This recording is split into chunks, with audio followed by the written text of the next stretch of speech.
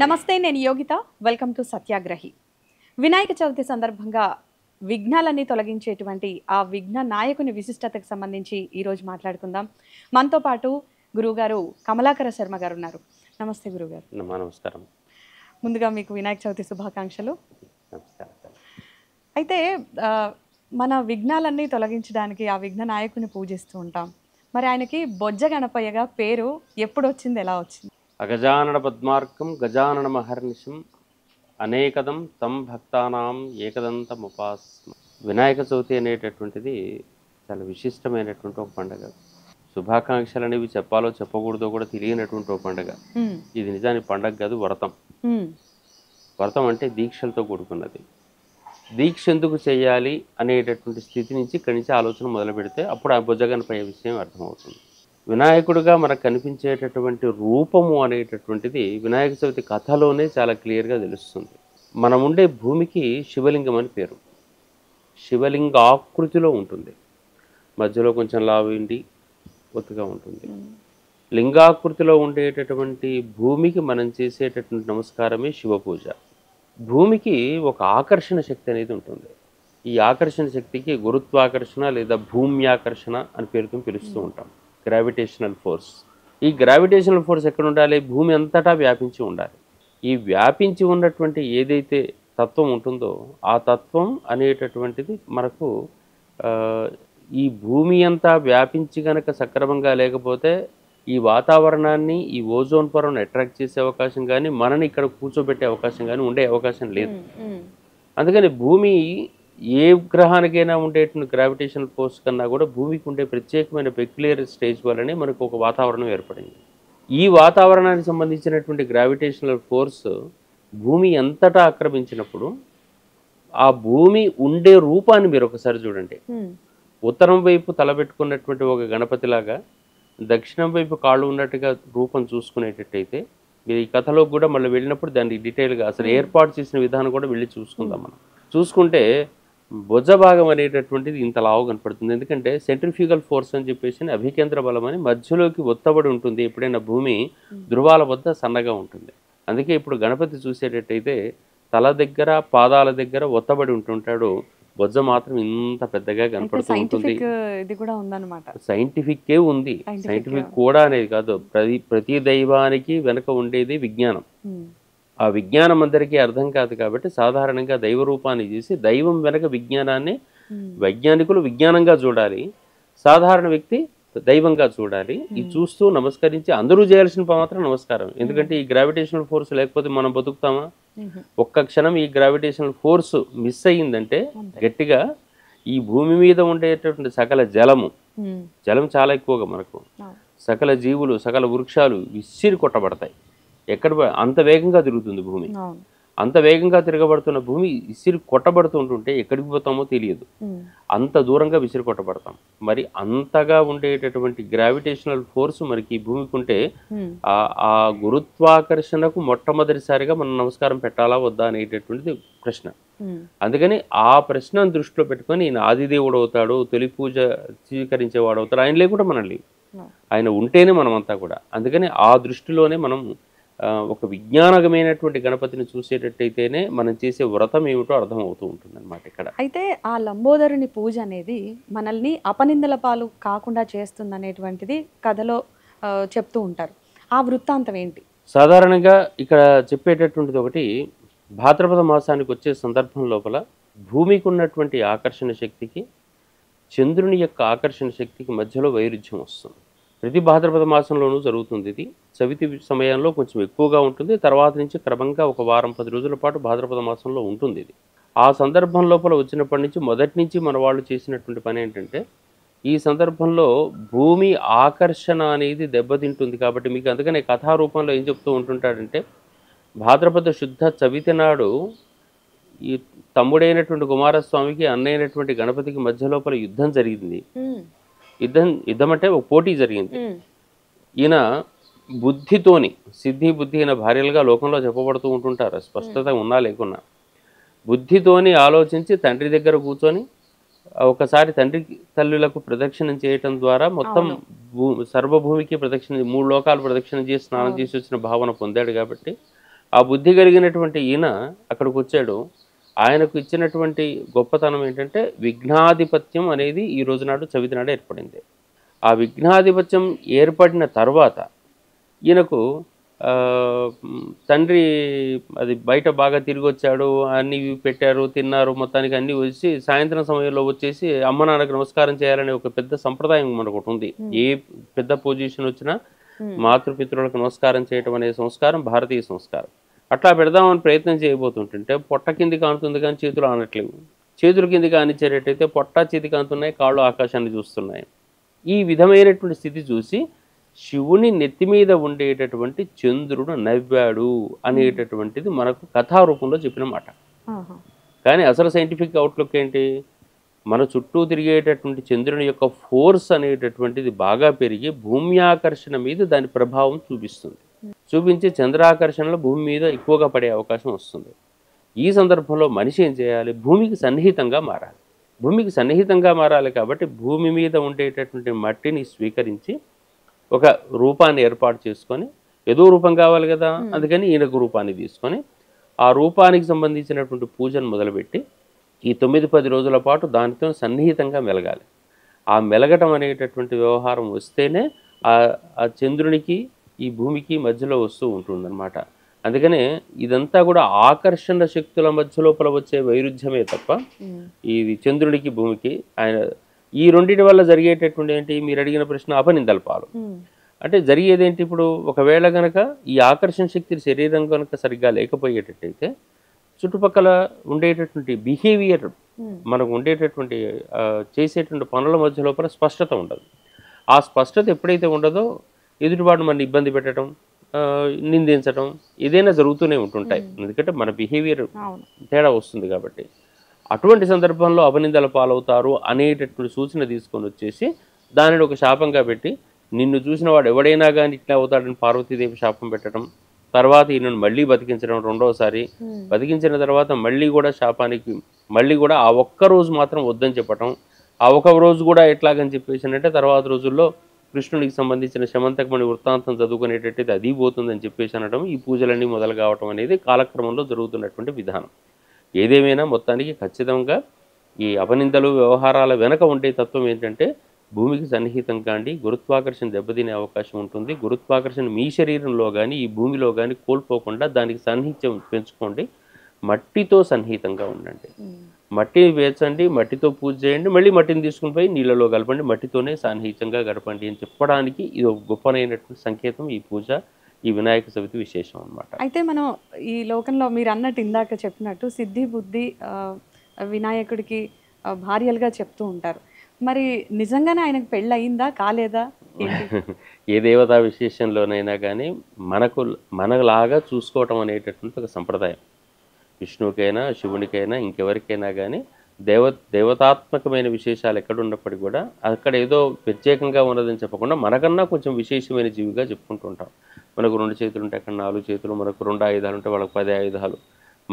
మనకి అవసరాలు ఏమి ఉన్నాయో అక్కడ ఏర్పాటు చేసి వాడి నమస్కారం చేసి మీ ద్వారా మమ్మల్ని రక్షించబడాలని కోరుకోవటం అనేది. మరి ఇప్పుడు ఇంత శక్తివంతమైనటువంటి భూమి ఆకర్షణ ఉపాసన చేస్తే మనకు ఏ సిద్ధి కలగకుండా ఉంటుంది? అన్ని రకాల సిద్ధతలు కలుగుతాయి. సిద్ధి అనగానే ఏదో పొందిపోవటం కాదు. ఏ రకంలోనైనా అనుకున్న కార్యక్రమం పరిపూర్ణం కావటం అనేటటువంటిది సిద్ధి. దానికి కావలసినటువంటిది విశ్లేషణ శక్తి పేరు బుద్ధి అంటాం. మనసుకు ఉండేటటువంటి అంతఃకరణ చతుష్టయంలో మనస్సు, బుద్ధి, చిత్తం, అహంకారం అని 4 ఉన్నప్పుడు దాంట్లో బుద్ధి అనేటటువంటి చాలా విశేషం. కాబట్టి ఆ బుద్ధి అనేటటువంటిది విశ్లేషణాత్మకమైన శక్తి, ఆ బృహస్పతికి సంకేతమైనటువంటిది. అటువంటి విశ్లేషణాత్మక శక్తి అనేది ఈ ఎనర్జీని ఉపాసన చేసే వాళ్ళకే లభిస్తుంది, మిగిలిన వాళ్ళకి లభించడం కష్టం. అందుకని చెప్పేసి ఈయనను పూజ చేయండి అయ్యా, మీకు రససిద్ధి కలుగుతుంది, అటు బుద్ధి విశ్లేషణ పెరుగుతుంది అని చెప్పడం అనేది అక్కడ పెట్టేటటువంటి విగ్రహానికి తత్వం. దాన్ని చూసి మనం నేర్చుకోవాలి అంతవరకే తప్ప అక్కడ ఆయనకి పెళ్ళయిందా, ఎప్పుడైంది, ఎప్పుడు తాళి కట్టాడు, ఈ చర్చలన్నీ చేసుకుంటూ పోయేటట్టయితే అది దానికి చర్చ చెప్పడం కష్టం అవుతూ ఉంటుంది. ఇక మనం పూజా విధానంలో కనుక వెళితే వినాయక పూజలో అసలు గొడుగు ఎందుకు పెడతారు? ఏదైనా మొత్తానికి ఈ ఆకాశం చుట్టూ కూడా ఈ లోకమంతా కూడా నీకు అది ఇది చెప్పటం అనేది గొడుగు యొక్క లక్షణం అనేటటువంటిది మిగిలిన ఏ దేవతలకైనా ఉండేటినా ఇక్కడ పెట్టినా కానీ కట్టేటటువంటి పాలవెల్లి కానీ పోతన నారాయణ శతకంలో ధర సింహాసనమై నభంబు గొడుగై తద్దేవతలు భృత్యులయ్యి అని పడతాడు. నభంబు గొడుగై, ఆకాశం అంతా కూడా నీకు కిందనే ఉంది, ఆకాశం అనే గొడుగు కింద నువ్వు ఉన్నావు అని. కానీ ఇక్కడ చెప్పాల్సినటువంటి అంశం ఏంటంటే మనకు ఓజోన్ పొర అని ఒకటి ఉంది. ఈ ఓజోన్ పొర అనేటటువంటిది మనకు భూమి చుట్టూ ఉన్నది. ఈ భూమి చుట్టూ ఉన్నటువంటిది ఓజోన్ పొరకు శ్రీ సూక్తము హిరణ్య ప్రాకారం అని పేరు పెట్టింది. ఈ హిరణ్య ప్రాకారం కాంసో ఓ స్మితాం హిరణ్య ప్రాకారాం ఆర్ద్రాం జ్వలంతీం తృప్తాం తర్పయంతీం అని చెప్పేసి అని పేరుంది. ఈ హిరణ్య ప్రాకారం మన చుట్టూ కనుక లేకపోతే అసలు మనకు జీవితమే లేదు. వేరే ఏ గ్రహం మీద జీవి లేదు. ఈ గ్రహం మీద మాత్రమే ఈ హిరణ్య ప్రాకారం ఓజోన్ ఉంది కాబట్టి మనకు జీవితం ఏర్పడింది. అందుకని ఈమెను శ్రీమాత అని శైవులు లేదా శాక్తేయులు, అక్కడ వైష్ణవులు శ్రీదేవి అని పేరు పెట్టేసి శ్రీ శబ్దంతో తీసుకున్నారు. అందుకని అది శ్రీ సూక్తం అని పేరు పెట్టారు. ఆ లోపల ఉండేటటువంటి చుట్టూ ఉండేటువంటి హిరణ్య ప్రాకారం కాబట్టే ఆమెను హిరణ్మయి అని పేరు పెట్టారు. ఆమె హిరణ్య వర్ణాం హరిణీం అని చెప్పేసి ఆమె బంగారు వర్ణం కలిగింది అని చెప్పేసి చెప్పారు. అట్లాగే ఆ ఓజోన్ పొరకు రంధ్రాలు పెట్టేటటువంటి వాళ్ళను హిరణ్య కశిపుడు హిరణ్యాక్షుడు పేరు పెట్టారు. అట్లా మనకు కనిపించేటటువంటి ఈ ధోరణి అంతా కూడా చూసేటట్టయితే ఈ ఓజోన్ పొర ఈ భూమి చుట్టూ ఉంది, అది మనకు ఒక రక్షణ వలయంగా ఉంది అని చెప్పటం కూడా ఈ గొడుగుకు సంకేతం. ఈ వలయం అనేటటువంటిది మనకు భూమి చుట్టూ ఉండటం వల్లనే ఈ భూమి బాగా ఉంది. మరి భూమి యొక్క ఆకర్షణ శక్తి కూడా దానికి సంబంధించిందే కదా. అందుకని పైన ఇచ్చినటువంటి గొడుగు లాంటిది మనకు ఈ గణపతికి సంబంధించింది. ఈ హిరణ్య ప్రాకారం పూర్తిగా ఆకాశం కాకుండా ఈ హిరణ్య ప్రాకారమే ఆకాశంలాగా స్వీకరించి ఆ గొడుగు అనేటటువంటిది గణపతికి పెట్టడం ప్రత్యేకమైన విశేషం. అయితే గణపతికి ఈ ఏనుగు ముఖం రావడం వెనకున్నటువంటి ఆ కథ, అది ఒక్కొక్కరు ఒక్కోలా చెప్పడం లేదంటే సినిమాల్లో చూపించడం, ఇది వేరు. అసలు మీ మాటల్లో సాధారణంగా మనకి ఇచ్చిన కథ చెప్పుకుంటూ దాంట్లో నుంచి వెనకకి వెళ్దాం. గజాననుడు అంటే గజాసురుడు అనే రాక్షసుడు ఉన్నాడు. ఆ గజాసురుడు అనే రాక్షసుడు శివుణ్ణి తన దగ్గర ఉండమని కోరుకున్నాడు. ఎప్పుడో ఒకసారి పిలిచాడు, స్వామి ఎప్పుడు నా లోపలనే ఉండొచ్చు కదా అని. ఈయన బోళాశంకరుడు అనే పేరు కాబట్టి ఈయన లోపల ఉంటున్నాడు. కైలాసంలో పార్వతీదేవికి దొరకలేదు అని, దొరకపోయేసరికి విష్ణువుని ఆశ్రయిస్తే నందిని గంగిరెద్దుగా అలంకరించేసి ఆ గజాసురుని పురం చేరుకొని అందరూ కూడా బాగా ఆడిస్తూ ఉంటుంటే ఆయన చాలా సంతోషపడిపోయి మీకు ఏం కావాలంటే దిస్తాను కోరుకోండి అంటే, వచ్చినది గంగిరెద్దు కాదయ్యా, శివుని వాహనమైన నంది, శివుని కోసం వచ్చింది, శివుని ఇవ్వమని అడుగు. అయితే నందిని ప్రేరేపిస్తారు, ఆయనపై కడుపు చెబుతాడు. కానీ ఆయన ముందుగా ఒక షరతు ఇస్తాడు. ఏంటంటే నా ముఖాన్ని త్రిలోక పూజ్యం చెయ్యండి అని. నా ముఖాన్ని త్రిలోక పూజ్యం చెయ్యండి అని పదము అన్న తర్వాత దుష్టులకు వరంబులియరాదు, అట్లా చేసిన పాముకు పాలు పోసినట్లగును అని చెప్పేసి పదం చెప్తాడు. సరే ఇప్పుడు ఎట్లయినా అన్నారు కదా అని చెప్పేసి శివుడు ఆయన తలను తీసుకొని వచ్చాడు. తలను తీసుకొని వచ్చిన తర్వాత ఆ తల అనేటటువంటిది ఏమైపోయింది, చేతిలో పట్టుకొని వస్తున్నాడు. కైలాసంలో పార్వతీదేవి ఇంట్లో అలంకరించుకుంటూ ఉంటూ ఎక్కడో సంతోషంగా ఉంటుంటే నలుగు పిండిని బాలునిగా చేసి ముద్ర పెట్టారనేది ఒక సూత్రం కథ చెప్పారు. ఆ బాలుడు ముందర ఉన్నాడు. ఆ ఉంటున్న సందర్భం లోపల ఆయన ఏం చేస్తూ వచ్చేసాడంటే ఈ తండ్రి అనుకోగలిగిన వ్యక్తిని లోపల రానివ్వట్లే. తల్లి మాత్రమే తెలుసు, తల్లి ఎవరిని లోపల రానివ్వద్దని చెప్పింది, ప్రాణం పోసింది కాబట్టి రానివ్వట్లే. చూసి చూసి చూసి నా అంతఃపురంలోకి నన్ను పోనీకపోతుంది, తలకాయ తీసేసి లోపలికి వచ్చేసి భార్యతో మాట్లాడుతున్నాడు. మార్గమధ్యం లోపల ఏదో మాట్లాడుతున్నప్పుడు ద్వారం లోపల బాలుని ప్రసంగం వచ్చింది. వచ్చినప్పుడు నేను తల తీసేసి వచ్చానని చెప్పాడు. ఆమె ఏడవటం మొదలుపెట్టి, అయ్యో నేను ప్రాణం పోసినానికి అప్పుడే ప్రాణం తీశారా అని. ఆ పిల్లవాడికి నలుగుపిండి బాలుడే కాబట్టి ఆ పిల్లవాడికి తల మీద తాను తీసుకొచ్చిన తలను పెట్టి గజాననుడు పేరు పెట్టారనేది కథ. ఇప్పుడు జరిగేది ఏంటంటే భూమి ఆకర్షణ అనేది మొట్టమొదటిసారిగా భూమికి ఒకటి ఏర్పాటైంది. ఎవరు ఏర్పాటు చేశారు అంటే ఈ ప్రకృతి ఏర్పాటు చేసింది. అమ్మవారు ఏర్పాటు చేయటువంటి ఈ ప్రకృతి. ఈ ప్రకృతి వల్ల కొంత భూమి ఆకర్షణ ఉంది. కానీ తర్వాత రోజుల్లో భూమి మరింత బలమైనటువంటి ఆకర్షణ శక్తిని పొందవలసి వచ్చింది. అందువల్ల పొందింది. భూమి పొందిందంటే శివుడు తీసుకొచ్చాడు. మరి ఆ రోజుల లోపల ఉండేటటువంటి ఈ రోజుల్లోనైనా ఉన్నంతలో పెద్దది బలమైనటువంటిది ఏముంది అంటే జంతువుల లోపల బలమైనటువంటిది పెద్దది ఎవరినైనా కొట్టగలిగేటటువంటిది ఏమిటి అంటే గజం. అట్లాగే మనకు భూమిని కూడా అష్టదిగ్గజములు మోస్తున్నాయని ఐరావత పుండరీక వామన కుముద అంజన పుష్పదంత సార్వభౌమ సుప్రతీకములు అనేటటువంటి 8 గజాలు మోస్తున్నాయనే భావన ఉంది కదా. ఈ గజాలన్నీ కూడా దేనికి? లక్ష్మీదేవి కూడా గజలక్ష్మి అని పేరు ఉంది కదా. ఇదంతా భావన అంతా భూమి ఆకర్షణకు సంకేతం. అంటే భూమి ఆకర్షణ మరింత బలోపేతం కావడానికి గజము అని పేరు పెట్టారు. ఈ గజ భావన ఎందుకు తీసుకొచ్చారంటే బరువు, మనకు బరువు ఏర్పడిందంటే ఈ భూమి ఆకర్షణ వల్లనే కదా.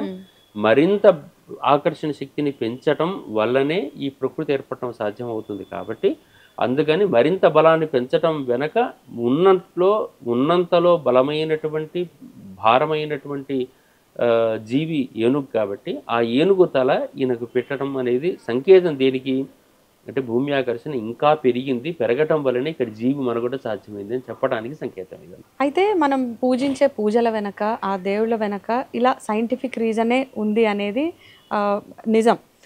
అయితే ఈ పూజల వెనక మనం అంటే పురాణ గ్రంథాలు గనక మనం తీసుకుంటే అటు రామాయణంలో వినాయకుడిని పూజించిన విధానం అది కానివ్వండి, ఇక మహాభారతంలో తీసుకుంటే పాండవులు వినాయకుడిని పూజించిన తర్వాత యుద్ధానికి వెళ్తారు అని చెప్తూ ఉంటారు. సో వీటి వెనకున్న రీజన్ ఇది కూడా. ఎక్కడైనా గణపతి విశేషం వచ్చినప్పుడు ప్రతి చోట కూడా ఆయనకు ఉన్నటువంటి ఒకటి ఏంటంటే పూజ చేస్తే ఆయనకు ఏ విఘ్నం లేకుండా కాపాడతాడు. విఘ్నకర్త్రే నమః విఘ్నహంత్రే నమః అనే 2 పదాలు వాడతారు. ఎందుకంటే ఆయన పట్టించుకోలేదంటే విఘ్నాలు కలిగిస్తాడని, పట్టించుకుంటే విఘ్నాలు తొలగిస్తాడు అని చెప్పేసి. అందుకనే అక్కడే కాదు ఇవాటికి కూడా ఏదైనా మన ఇంట్లో శుభకార్యం మొదలు పెట్టామంటే గణపతి ప్రార్థనతోనే ఎవ్వరైనా మొదలు పెడతారు. గణానాన్వా గణపతి గుంహవామహే అంటూనే మొదలు పెడతారు. శుక్లాంబరధరం విష్ణు రానటువంటి సాధారణ, అంటే ఈ కాలం వాళ్ళు కాదు, సాధారణ భారతీయులు అయితే ఉండరు. ఎందుకు వస్తుంది అంటే ఈ ప్రతిరోజు తప్పనిసరిగా మనకు రాబోయేటటువంటి విఘ్నాలు పోవాలని చెప్పేసి. రామాయణ మహాభారత కాలాల్లో కూడా ఉండేటటువంటిది భూమి ఆకర్షణ శక్తి కామన్ ఫర్ ఆల్. అంతకుముందే ప్రకృతి ఎస్టాబ్లిష్ అయ్యింది. వీదంతా అవతార రూపాలు. వీళ్ళకందరికీ ఎంతో కొంత కథాత్మకమైన విషయాలు ఉన్నాయి. ఇవి త్రేతాయుగం కానీ ద్వాపరయుగం కానీ వీటిలోకి వచ్చేసరికి. కానీ అంతకు ముందే కదా ఇదంతా కృతమై ఉంది. ఈ భూమి అంతా కూడా, సృష్టి అంతా కూడా కృతమై ఉంది. ఆ కృతమై ఉన్నటువంటి విధానం అంతా కూడా అప్పటికే గణపతి, కుమారస్వామి, మనకు అమ్మవారు, శివుడు, ఎందుకంటే రాముడిపై శివుడిని ప్రార్థన చేసినట్టు రామేశ్వరంలో కనపడుతున్నటువంటి విధానం మనకు తెలుసు.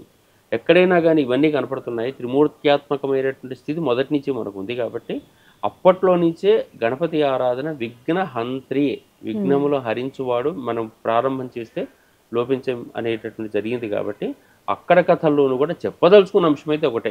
వేరే కారణాలు ఇవి చెప్పినప్పటికీ కూడా అన్ని విఘ్నములు తొలగించాలంటే మొట్టమొదటిగా గణపతిని ప్రార్థన చేయటం. అంటే దీనికి థ్యాంక్స్ ఏంటంటే gratitude is nothing but to pray the gravitational force first, then after all those things.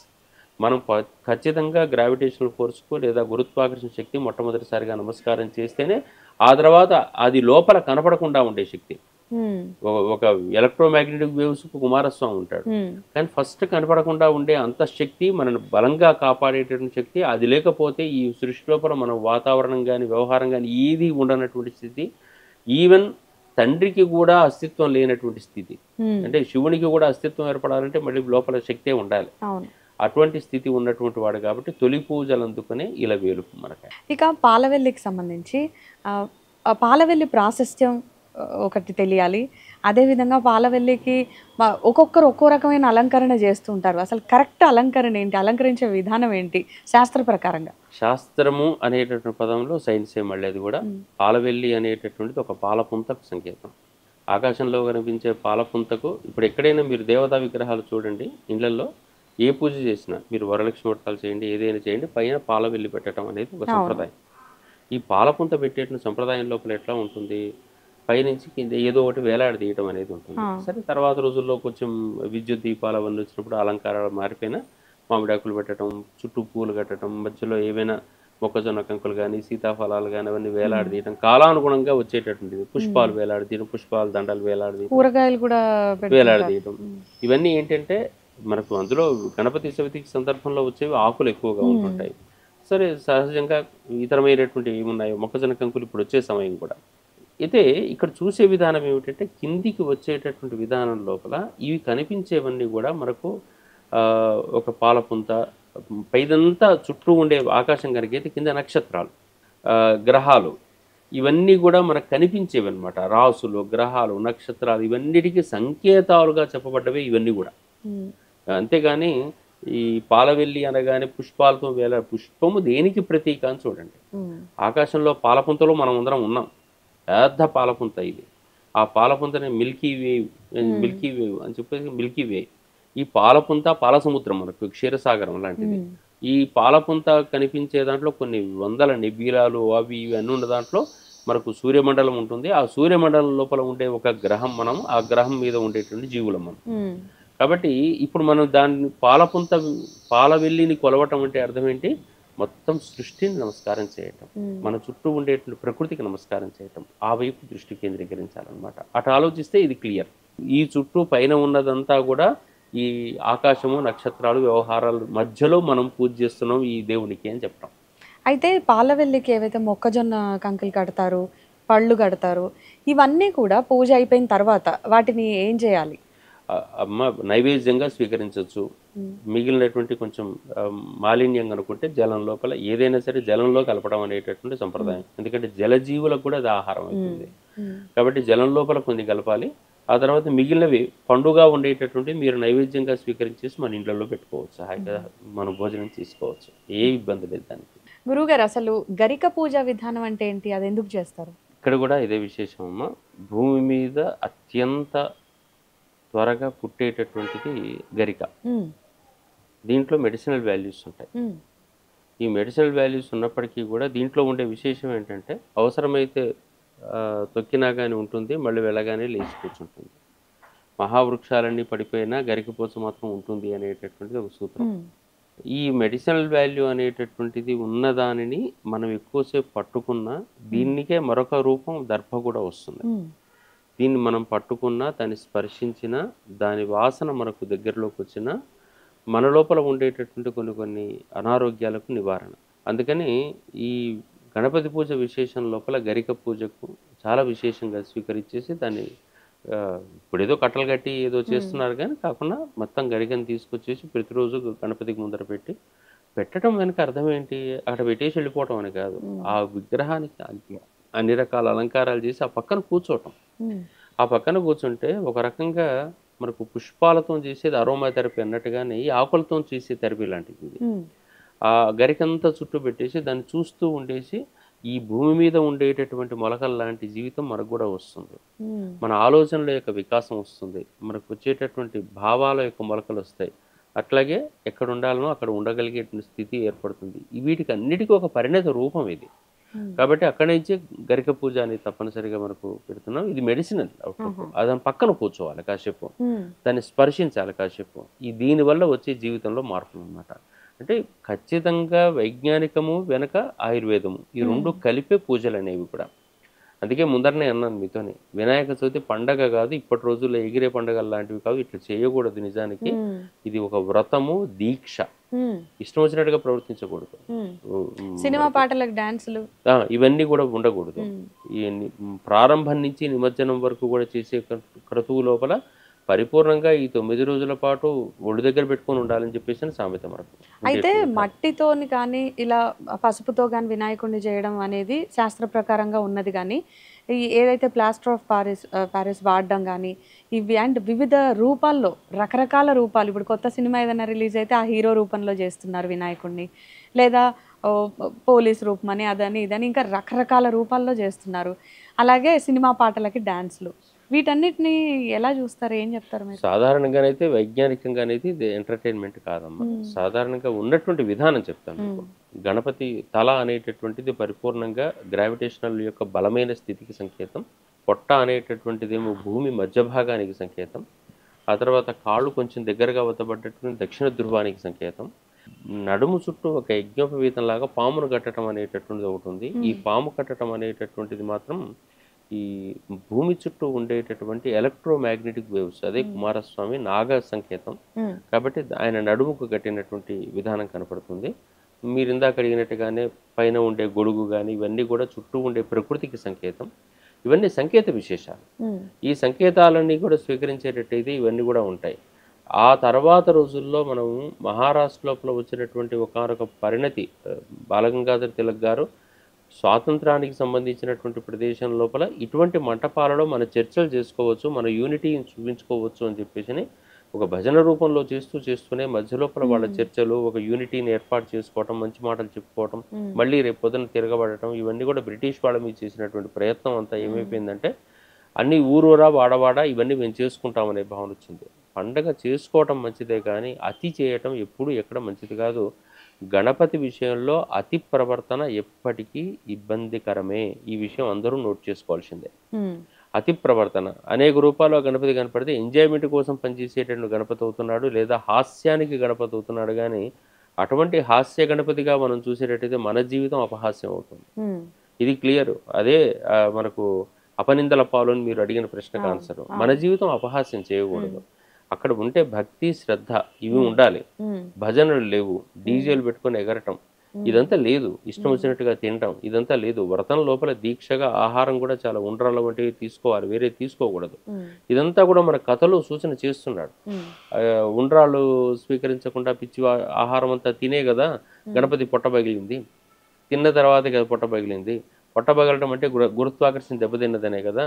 మరి అటువంటిప్పుడు ఎందుకు ఉండ్రాలు ఉడికించిన బియ్యమే, అది పిండి మాత్రం ఎందుకు తినాలి అంటే, పిచ్చి ఆహారం తింటే నీ పొట్ట కూడా అట్లాగే ఇబ్బంది అవుతుంది రా నాయన, నీలో గ్రావిటేషనల్ ఫోర్స్ దెబ్బతింటుంది అని చెప్పటం.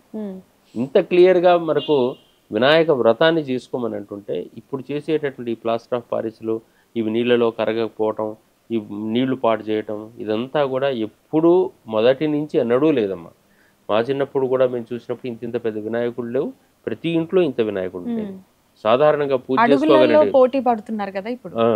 అది మళ్ళీ 10 రోజుల పాటు ఉండాలి, నీళ్ళలో తడవకూడదు, ఈ పాడు కాకూడదు. కాబట్టి బలమైనటువంటి స్థితి తీసుకొచ్చేసి ఇంకా దానికి ఒక పెద్ద ప్రాసెస్ విషయం అంతా. సరే వాళ్ళు బతుకుతున్నారు, ఆ విషయం వైపు వదిలిపెట్టినా వాళ్ళు అవే మట్టి వినాయకులను కూడా చేసుకోవచ్చు, మట్టి రంగులు వేసుకోవచ్చు, తప్పేం లేదు. అంటే భూమిలో వేస్తే కరిగిపోయి మళ్ళీ మట్టిగానే మారాలి. అదిగాక చూసిన సందర్భంలో మీరిందాక అడిగినట్టుగానే పిచ్చి పిచ్చి ఆకృతులు పెట్టకూడదు గణపతికి. అయితే ఉన్నాయి, గణపతికి అనేక రకాల ఆకృతులు ఉన్నాయి. ఈ భూమికి సంబంధించినటువంటి నటరాజ గణపతి ఉన్నాడు. ఎందుకు నటరాజ గణపతి ఉంది? భూమి తన చుట్టూ తాను తిరగటం, సూర్యుని చుట్టూ తిరగటం, విశ్వచరణం చేయటం ద్వారా ఈ సూర్యుని చుట్టూ తిరుగుతూ ఉంటుంటే ఒక నటరాజ తత్వంతో ఉంది. అందుకనే భూమిని కూడా నటరాజ తత్వంతో చూసిన విధానాలు ఉన్నాయి.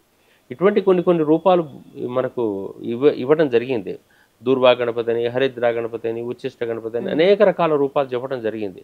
కానీ ఇటువంటి రూపాలు మాత్రం ఇది సరైనది కాదు. ఈ ఆలోచన విధానం అందరూ మార్చుకోవాల్సిన అవసరం ఉంది. ఇక ఒక్కొక్క దేవతకి ఒక్కొక్క పుష్పంతో పూజిస్తూ ఉంటారు. అంటే వాళ్ళకి ఇష్టమైన, ఇప్పుడు లక్ష్మీదేవి తీసుకుంటే ఎర్ర పూలతోనే పూజిస్తే మంచిది అని అంటూ ఉంటారు.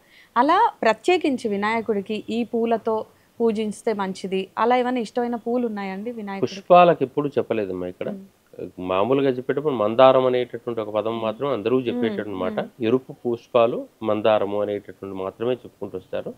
ఎందుకంటే ఈ కాలంలో ఏ పుష్పాలు వస్తాయి అనేటువంటిది ముఖ్యం. భాద్రపద మాసంలో వచ్చేటువంటి పుష్పాలు. ఎందుకంటే భూమి ఇప్పుడే వర్షాకాలం అవుతుంది మన దగ్గర, మన ప్రాంతాల్లో. వర్షం పూర్తయిపోయిన తర్వాత మొక్కలు ఎదిగి ఇప్పుడు ఆకులు అధికంగా ఉంటాయి. మీరు అదే ఆశ్వీజ మాసానికి వచ్చేసరికి అమ్మవారికి పుష్పాలంకరణలు మొదలవుతాయి. ఇంకొక 1 month టైం. ఈ మధ్య లోపల ఉండేటటువంటిదంతా కూడా పత్రాలు. అందుకనే 51 పత్ర పూజ అని మనకు ఉంది తప్ప పుష్ప పూజలు చెప్పలే. అయితే ఉన్నంతలో ఏ పుష్పమైనా వాడచ్చు. దాంట్లోనూ గణపతికి మాత్రం ఎరుపు అనేటటువంటిది చాలా విశేషంగా చెప్తారు. మందార పుష్పం అనేటటువంటిది ప్రత్యేకంగా సూచన చేయబడేటటువంటిది. ఇక 21 రకాల పత్రికి మానవ జీవితానికి ఏమైనా సంబంధం ఉందా? ఇది ప్రత్యేకంగా ఏం లేదమ్మా. 51 పత్రాలు, 21 రకాల పత్రాలు అన్నీ కూడా మెడిసినల్ వాల్యూస్ పరిపూర్ణంగా ఉండేటటువంటిది.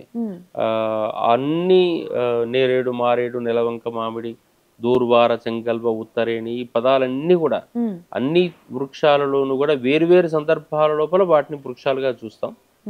ఇన్ని మెడిసినల్ వాల్యూ కలిగినటువంటి ఆకులన్నీ అక్కడ పెట్టి మనం 1 గంట అక్కడ కూర్చుంటే వాటి ఆకుల యొక్క వాసనలు విధానం అంతా కూడా మనం పెట్టేటప్పుడు మనమే అలంకరిస్తాం. మన స్పర్శ ఉంటుంది, దర్శనం ఉంటుంది, ఆకులను పచ్చగా చూస్తూ ఉండే విధానం, ఆ తర్వాత భక్తి ఉంటుంది. ఇన్ని కలిపినప్పుడు ఆటోమేటిక్గా మనలో ఆరోగ్యం పెరుగుతుంది. ఈ భూమి ఆకర్షణ వల్ల, చంద్ర ఆకర్షణ వల్ల వచ్చేటటువంటి దోషం పోతుంది. అందుకని తప్పనిసరిగా పూజ అనేటటువంటిది స్పష్టంగా చేయమని చెప్పడం అనేది. అష్టోత్తర శతనామ పూజ చేయండి, తర్వాత ఏకవింశతి పత్ర పూజ చేయండి. ఈ పూజలన్నీ ప్రత్యేకం చెప్పిన కారణమే నీ లోపల రాబోయేటటువంటి ఈ ఆకర్షణ శక్తి లోపాన్ని నిన్ను నువ్వు సవరించుకో, అక్కడ కూర్చో, చెయ్యి, పూజ చేసుకో, ఆహారం అధికంగా తినకో, ఉపాసన చెయ్యి. ఉపాసన అంటే భగవంతుని పక్కనే కూర్చోవటం. శరీరం కూర్చోవటం కాదు, మనసును కూర్చోబెట్టడం. శరీరం కూర్చోబెట్టేసి ఫోటోలు తీసుకోవడం, మళ్ళీ రేపు పొద్దున్నే అప్లోడ్ చేసుకోవడం, ఈ పనులే మనకు అలవాటైన. ఇది కాదు, నీ మనసును కూర్చోబెట్టు, కళ్ళు మూసేసేయి, ఇంద్రియాలను బయటికి పోనీయకు. ఆ మూలమైనటువంటి శక్తితోని, భూమి ఆకర్షణ శక్తితో నీ శక్తిని అనుసంధానం చేయి, నువ్వు ఎదుగు, నీ శక్తిని పెంచుకో అని చెప్పడానికి ఈ పూజ, ఈ ఉత్సవం అంతా ఉంటుంది. అయితే నైవేద్యం విషయానికి వస్తే ఉండ్రాళ్ళు బాగా ఇష్టం, లడ్డు ఇష్టం అని అంటూ ఉంటారు. కానీ ఇవి కాకుండా అసలు బాగా ఇష్టమైన పదార్థాలు ఏంటి వినాయకుడికి? సాధారణంగానైతే అక్కడ ఆయనకి ఇష్టమా కాదా అనేటటువంటిది మన పూజా విధానాల్లో ఉండదమ్మా. వినాయకునికి ఇష్టము అని చెప్పి చెప్పడం మనం పెట్టిన పేరే. వినాయకుడు వచ్చేసి నాకు ఇది ఇష్టం అని ఎక్కడ చెప్పడం కదా. అందుకని ఏది ఆయనకి ఇష్టము అనే పదం ఎందుకు వాడుతున్నాం అంటే, ఆ రోజున ఏది తింటే నీకు ఆరోగ్యం బాగుంటుంది, నీ ఏది తినటం ద్వారా అనవసరమైనది వెనకటి రోజుల నుంచి వస్తున్న ఆనవాయితీ. కేవలం కొద్దో గొప్ప నైవేద్యం కోసం కొద్దిగా పరమాన్నమే, అది కూడా లేదు, పరమాన్నమే. లడ్డు అనేటటువంటిది ఇప్పుడు పెట్టి ఇంత లవ లడ్డూలు దానికోసం కాదు, చిన్నది ఒక లడ్డు లాగా. ఎందుకంటే అది కూడా ఉండ్రాళ్ళ రూపంలో ఉండేటటువంటిది, అది వెంటనే తీసుకోపోయినా తర్వాత రోజుల్లో. మూడవది ఉండ్రాయే, తినదగిన వస్తువు మాత్రం ఉండ్రాళ్ళే. అంటే ఉడికించినటువంటి రవ్వ పిండి, దానిని ముద్ద చేసుకొని దాంట్లోనే అదే కొంచెం యోగ్యంగా చేసుకొని తినటమే, అంతవరకే. అది తినటం కోసమే, అది కేవలం కడుపులో ఉండేటటువంటి ఆకలిని కొద్దో గొప్ప హరించడం కోసమే, కానీ ఆ రోజు తినాలని కూడా లేదు. నువ్వు అధికంగా భోజనం చెయ్యకు అని చెప్తున్నాడు, భోజనమే తగ్గించు అన్నాడు. మనం తర్వాత రోజుల్లో అయితే ఇప్పుడు అంతా విపరీతంగా పులిహారాలు పంచుకోవడాలు అవి చాలా చేస్తున్నాం. ఇదంతా లేదు, కడుపు నిండా తినటం లేదు. ఏదో సరే నిమజ్జనం నాడు ఉత్సవం కోసం చేసే విధానం ఈ రోజుల్లో చేస్తున్నారు, అది వరకు ఓకే. కానీ సాధారణంగా వినాయక చవితి ఉండే 2-3 రోజుల వరకు కూడా ఆహార నియమాలు చాలా ఉంటాయి. ఇక వినాయకుడి వాహనం ఎలుకకు సంబంధించి ప్రత్యేక పదార్థం కానీ లేదంటే పూజ కానీ లేవు, ఎందుకని? ఆయనకు పదార్థము లేదు, పూజ లేదు. భూమిలో ఆయన ఉండేది కాబట్టి భూమిలో తిరిగేటటువంటి ఎలుకనే వాహనం. ఇంతకన్నా వేరే అనింద్యుడని వానికి పేరు పెట్టారు. ఎటువంటి నిందలు పొందనటువంటి వాడు అని అర్థం లోపల అనింద్యుడనే ఎలుకను వాహనంగా చేసుకున్నాడు అని చెప్పేసి చెప్తారు. గమ్మత్ ఏంటంటే, ఈ భాద్రపద శుద్ధ చవితి నాడుకు సూర్యోదయం కన్నా ముందుగా ఆకాశంలో వినాయక మండలం అని సింహరాశి పక్కన ఉదయిస్తుంది. అది హస్తా నక్షత్రానికి సమీపంలో ఉంటుంది, అందుకని ఈయనకు హస్తి అని పేరు పెట్టడం. హస్త నక్షత్ర ఆ రోజు హస్తం ఉంటుంది దాదాపుగా, చిత్త హస్త ఆ నక్షత్రాలే ఉంటాయి వినాయక చవితి నాడు. వినాయక మండలంతో పాటు ఆకాశంలో మీరు జాగ్రత్తగా దాన్ని కలుపుకుంటే ఎలుక నక్షత్రాలు కూడా ఉన్నాయి అక్కడ. ఇది స్పెసిఫిక్ గా ఖగోళ శాస్త్రవేత్తలు చెప్పేది, నేను చెప్పేది కాదు. వినాయక మండలం ఉంది అక్కడ. ఆ వినాయక మండలం ఆ రోజునే ఉదయిస్తుంది, అవాళ మొదలు పెడుతుంది. కాబట్టి ఆ రోజు నుంచి మనకు ఈ పూజలు మొదలు పెట్టాలి అనేటటువంటి విధానం మనకు ఉంది. ఆ ఎలుక అక్కడ నక్షత్ర రూపమైన ఎలుక ఉంది. వైజ్ఞానికంగా చూస్తే మనకు భూమి ఆకర్షణ శక్తి భూమికి సంబంధించింది కాబట్టి భూమిలో తిరిగేటటువంటి ఎలుకకు సంకేతంగా కొలుగులు పెట్టుకొని లోపల తిరిగే ఎలుకలకు సంకేతంగా ఆయన తీసుకోవటం ఉంది. పేరులో అనింద్యత అనే పదం ఉంది కాబట్టి నిందింపబడటం అనేటటువంటిది లేకుండా ఉండటం కోసం ఉండే విధానం ఉంది. అందుకని ఎలుకకు ప్రత్యేకమైన పూజ లేదు. గణపతితో సహా ఎవరైనా వాహనం, సవాహనం పూజ ఎప్పుడైనా సరే, ప్రత్యేకంగా వాహనానికి పూజ ఉండదు. అయితే నిమజ్జనం విషయానికి వస్తే పూజ అవ్వగానే కొంతమంది ఇమ్మీడియట్గా అదే రోజు నిమజ్జనం చేసేస్తుంటారు. రోజు మనం నైవేద్యం పెట్టలేము, లేదా వృత్తిపరమైనటువంటి వాటి రీత్యా అనుకోవచ్చు. కొంతమంది 3 రోజులు, కొంతమంది 5 రోజులు ఇలా చేస్తూ ఉంటారు. సో ఈ 9 రోజులు, 11 రోజులు, ఏ రోజులకి ఏంటేంటి ప్రత్యేకతలు? అమ్మవారి నవరాత్రులకు ప్రత్యేకతలు ఉన్నాయి, కానీ గణపతి నవరాత్రులకు ఏ ప్రత్యేకత లేదు.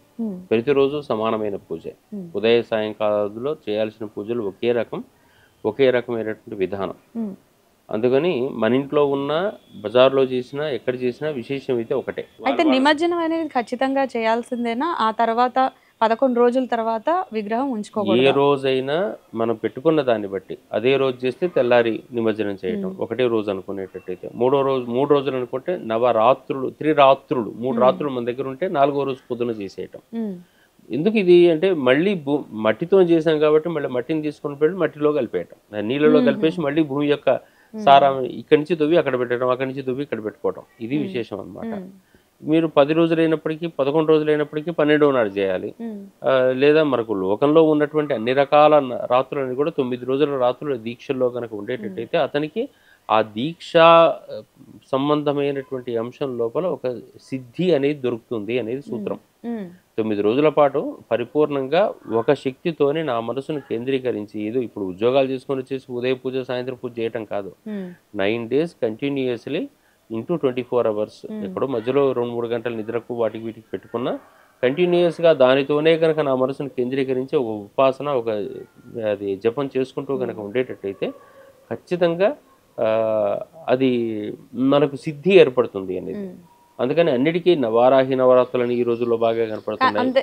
అమ్మవారి నవరాత్రులు ఈ ఒక్క అంశానికి నిమజ్జనం మీరు ఈ మధ్య కాలంలో అమ్మవారిని చేసి కూడా మళ్ళీ నిమజ్జనాలు అవన్నీ చేస్తున్నారు. కానీ అంటే బాహ్య పూజ ఎప్పుడైతే చేశారో ఈ విగ్రహం ఎక్కడ పెట్టుకోవాలో అర్థం కాక నిమజ్జనం అనమాట. కానీ సాధారణంగా ఇంట్లో చేసే గణపతికి అయితే మాత్రం ఖచ్చితంగా నిమజ్జనం చేసి తీరాల్సిందే. మళ్ళీ మట్టి ఇదంతా ఏంటంటే భూమికి సన్నిహితంగా ఉండటమే. ఇది 9 రోజుల పాటు భూమికి అత్యంత సన్నిహితంగా ఉండటం, ఏ రోజుకి ఆ రోజు బయటికి వెళ్ళటం, ఆకులు పూలు కొని తెచ్చుకోవటం, మళ్ళీ రోజు అలంకరించుకోవటం, వచ్చిన స్తోత్రాలు చదువుకోవటం, తర్వాత అద్భుతమైన జపం అది మంత్రం. ఆ మంత్రంలో కూడా భూమి ఆకర్షణ శక్తి చెప్తూ ఉన్నా. దాంట్లో ఓం శ్రీం హ్రీం క్లీం గ్లౌం గం గణపతయే వరవరద సర్వజనమే వశమానయ స్వాహ అని చెప్పేసి మంత్రం ఉంటుంది. ఈజీగా మీరు గుర్తుపట్టచ్చు. సర్వజనమే వశమానయ అంటే మీరు నాకు వశం కావాలి, ఆయన నాకు వశం కావాలి కాదు. ఇక్కడ భూమి మీద ఉన్న సర్వమైనటువంటి జీవులన్నీ కూడా ఈ భూమికి వశమయ్యి ఉండాలి, ఇది ఆకర్షితమయ్యి ఉండాలి అనేటటువంటి సూత్రం చెప్పడానికే సర్వజనమే వశమానయ అని చెప్తారు. దాంట్లో బీజాక్షరం కూడా లంబోదరుడు మీరు అన్నారు. లం అనేది ఒక బీజాక్షరం. లం అంటే పృథ్వీ తత్వానికి సంకేతం. లం పృథ్వీతత్వం, హం ఆకాశతత్వం, యం వాయుతత్వం అనేటటువంటి అక్షరాలకు తత్వాలు ఉన్నాయి. దాంతోపాటు గమ్ అనేది ఆకర్షణ తత్వం. అందుకనే ఓం గం గణపతయే నమః అని అందరూ అంటూ ఉంటుంటారు. గమ్ ఆకర్షణ తత్వం కాబట్టి ఆకర్షించేది. గౌం గ్లం గ్లౌం అనే శబ్దం కూడా గకార లకారాలతో కూడుకున్నటువంటిది. అందుకని ఈ మంత్రాక్షర విధానం వెనక కూడా సైన్సే. ఈ గమ్ కూడా ఎటువంటి గమ్ అంటే ఇంగ్లీష్లో గమ్మే. ఇంగ్లీష్లో గమ్ అంటే అంటుకుంటుంది కదా, ఇదే గమ్ము ఇదే అక్షరం, అక్కడైనా అదే వాళ్ళు చెప్పినటువంటిది. అందుకని వినియోగించుకునే విధానం వెనక తత్వం అర్థమయ్యేటట్టయితే అన్నిట్లోనూ ఒకటే కనపడుతుంది. భూమి ఆకర్షణ శక్తికి ఆ అక్షరం అధికంగా ఉచ్చరిస్తే మనలోనూ కూడా అదే ఆకర్షణ శక్తి పెరుగుతుంది. ఆ మంత్రాన్ని అధికంగా ఉచ్చరించడం ద్వారా మనలోనూ ఆకర్షణ శక్తి పెరుగుతుంది. మరి ఆకర్షణ శక్తి ఎందుకు అవసరమంటే యూనివర్స్లో ఉన్నదే ఆకర్షణ శక్తి కదా. ఈ ఆకర్షణ శక్తి నీ చుట్టూ ఉంటేనే నీ చుట్టూ కొన్ని వేల మంది లక్షల మంది నీ చుట్టూ చేరుతారు. ఆకర్షణ శక్తి లేనటువంటి వాడికి ఏ రూపంలోనూ కూడా సంతోషం ఉండదు. మరి గణపతి ఇప్పుడు ఏం చెప్తున్నట్టు, నీ చుట్టూ ఆకర్షణ శక్తిని పెంచుకోమని చెప్పినట్టే కదా. ఆ పెంచుకుందాం, ఆ వైపు నుంచి దృష్టి పెట్టాలి. అయితే సాధారణంగా వినాయక పూజలో అందరూ చేసేటువంటి పొరపాట్లు ఏంటి, అసలు ఏం చేయకూడదు, ఆ పొరపాట్లు ఏంటో చెప్పండి. పొరపాటు అనేటటువంటిది ఉండదమ్మా. యథావిధి మామూలుగా సాధారణంగా అంటే శాస్త్రోక్తంగా చేయాల్సినటువంటి పూజ ఏంటి, అదే అంటున్నాను. ఇక్కడికి వచ్చేసరికి నా అభిప్రాయాలు కొన్ని విభిన్నంగా ఉంటాయి. మనస్సు అనేటటువంటిది పరిపూర్ణంగా దైవం మీద పెట్టగలిగినటువంటి వ్యక్తికి తాను తీసుకొచ్చినటువంటి పదార్థాల లోపం కానీ ఇంకేదైనా పుష్పలోపం కానీ ఫలలోపం కానీ ఇదైనా ఉండేటట్టయితే తన యథాశక్తి పూజ చేయాలి. యథాశక్తి. నేను ఖచ్చితంగా ఇన్ని రకాలు ఉండాలి, ఇన్ని రకాలుగా నియమం పెట్టుకోకూడదు, అదే చెప్తున్నాను. అట్లని చెప్పేసి అవకాశం ఉన్నవాడు చేయకపోయినా తప్పే, అవకాశం ఉన్నవాడు అది లేనివాడు దానికోసం ఆరాటపడి ఇబ్బంది పడటం కూడా తప్పే.